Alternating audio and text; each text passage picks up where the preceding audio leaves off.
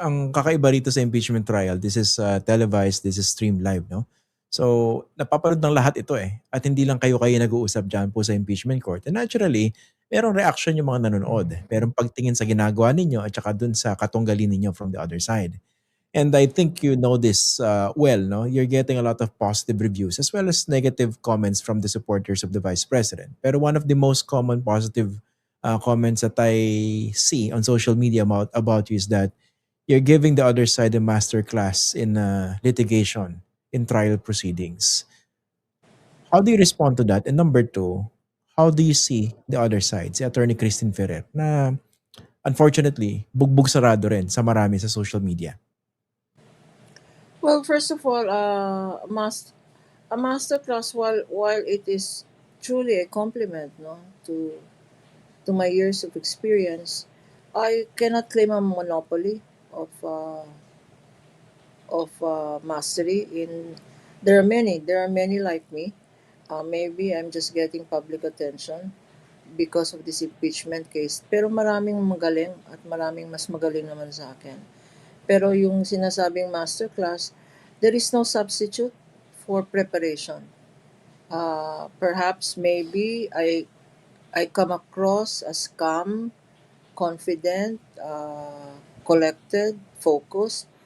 It does not come as an accident. It comes from preparation. Even Mm. after 48, I tell myself, as the minute I stop preparing, the minute na inuuwido ko na lang yung mga ginagawa ko sa korte, at is the minute I stop going to court, is the minute I stop litigating, even at this age. Um, Mm. and I tell my lawyers in my law firm, preparation is key to everything. Um, Knowing, having a mastery of your documents, no, as you can see, no, you the worst thing that can happen, and I've seen this in many courtrooms, no, is pag nag pag nagsabi ng exhibit ang lawyer, tapos hahanapin niya sa files pa, no, na napakadaming files. Hindi niya mahanap yung document. Ano yun? Hindi niya prepare yung trial folder niya, no? Mm. Or cites a case without having read the whole case, and misquotes the case, makuhuli yan ng kalaban or ng judge. So, when you Mm. cite a case in court, be prepared to know the facts. When you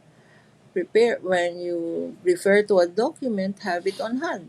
So it has everything to do with preparation. And Mm. um, and I am very proud to say that each and every one of us in the prosecution's team, whether public or private prosecutor, we do not take it for granted. No? Uh, Mm. when we go to the impeachment court, makita mo naman yung boxes, no? I had 15 boxes. You will not believe this, Christian, but I knew every document in those boxes. Talaga?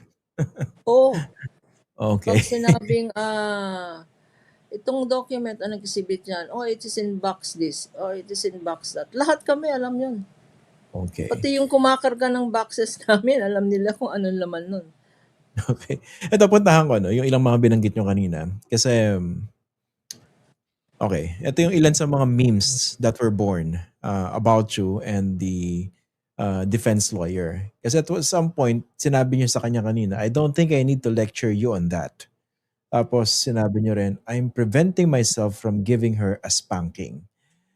Paki-clarify, were these, words said in levity or did you actually mean them and was it were they a product of some sort of frustration on your part?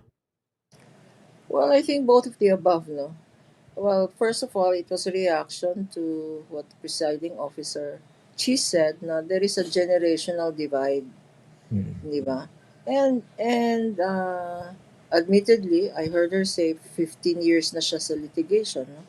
In the Court of Tax Appeal or somewhere. And I'm 48 years. So there really is a divide.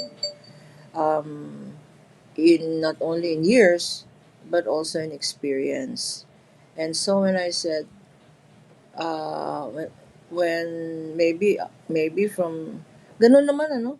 In fact, at the start of the hearing, she called me mommy, you know, mommy, ganitong gagawin. So I felt also like a parent would do to a child na, hoy, mag-behave ka, spank kita. Parang ganun. Mm. Yun ang context nun. Addressing the generational divide. It was not out of it was not out of spite or out of disrespect or condescending. Certainly, I am not Mm. one to be condescending to any fellow practitioner, to any member of the bar. I am not one to condescend. Mm. Kaya lang, alam mo naman, Christian, kilala mo naman ako, magino ako, pero kung minsan bastos, no? And that might have been how it was perceived. And certainly it was not meant condescendingly. It was, sabihin mo na lang, maternal love. Okay. What do you do when a child misbehaves? Do you spank the child? Ganon kami nung lumalaki kami. We grew up in a formal, disciplined household. Okay. At least you clarified it then kasi may iba ako naisip eh. Kasi disclosure, no, na-cover ko na naman in the past itong si Attorney Lorna Kapunan. So I had a fairly good idea on how she actually does her work. No? Kasama yung mga ganyang hirit, diba? Yung mga, yung Syempre, pagka-dead pa yung humor nyo eh, di ba? Christian, okay, between you and me, hirit ko na rin yun kasi nakikita ko naman na the proceedings are so long and so tedious. Mm. And my own judge, if I am bored myself, that means, can you imagine if I get bored when I'm when I am when I am there standing in the podium and I'm the one who get bored? Can you imagine how the senator judges feel? Yeah. Kulang na lang kulang na lang well, I don't really see them, but I can sense, and that's why I can sense that they can get bored with all of this long Mm. cross examination. Today was like, what, 4 hours? Yeah. 4 hours of going in and out, back and forth, up and down, sideways, etc., etc. Uh, I have to say this, that 4 hour session could have been reduced to an hour. If not for what? If not for probably the counsel for the defense wanting to bring home a point. Her problem there was, we have a very competent witness. Miski na bali-baliktarin mo yung question or you rephrase the question any which way, the answer is the same based on documents. Is this your opinion? No, it's based on documents. It is Mm. based on my professional judgment. But did you consider or did you not consider it is based on documents? So it would always go back to that. And then they would again ask the question of, uh, hindi ba confidential, hindi, you don't need to disclose, but it's the nature of the beast. It is in the circular. Yeah. Strictly Mm. defined ano ang pwede at ano ang hindi pwede. And they kept going back to that. So when it came to my turn to redirect, and I could sense that even the presiding officer was very mindful of the time already, time for the session. I said to myself, time to stop. And that Mm. is a cardinal rule in cross examination. Know when to stop.